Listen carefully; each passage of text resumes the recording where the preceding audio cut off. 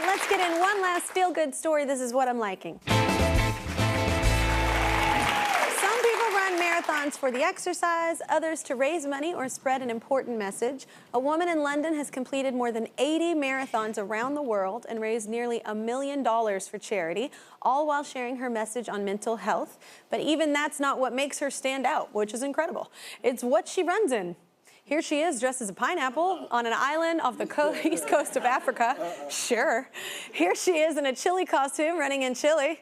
I love her. And in this one, she's in New York, suited up as a, big red apple.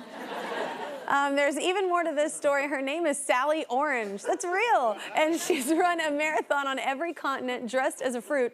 Twice, because once wasn't enough. I love Sally. We have Sally on the line right now, dialing in from London. What's up, Sally? Hi, Kelly. So, Sally, how did this become your thing? So I served basically in the British Army for 22 years, but suffered with severe depression and anxiety for over 20 years. And I didn't tell anyone, and I just completely battled alone in silence. And unfortunately, things got so bad that it got to the point where I wanted to take my own life. I knew that I needed to change something, so I left the army and got help. And running basically became part of my recovery and my saviour.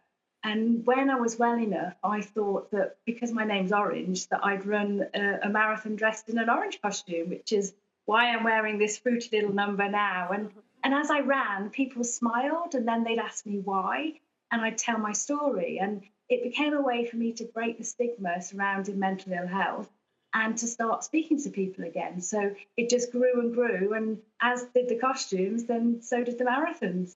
You definitely stand out. I love that. It's a great conversation starter. I have to say that 7 marathons, 7 continents in 7 days. Is that true? Yep, that's absolutely right. It was an absolutely huge challenge. It seems impossible.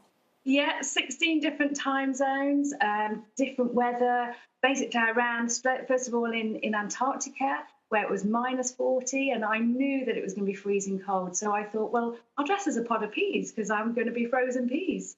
And then the next day straight after, I flew to Cape Town, South Africa, and it was +40, and the sun was completely beating down on me. But it's all with a purpose, and I basically don't want anyone else to ever get to that point that I got to.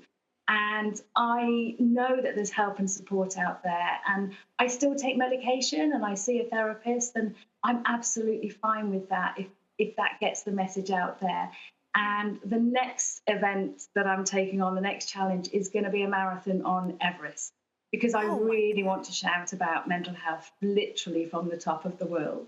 Oh my God, well, you can do it. You accomplished 777. Did you really realize what I just said? You're capable of doing anything I think you put your mind to.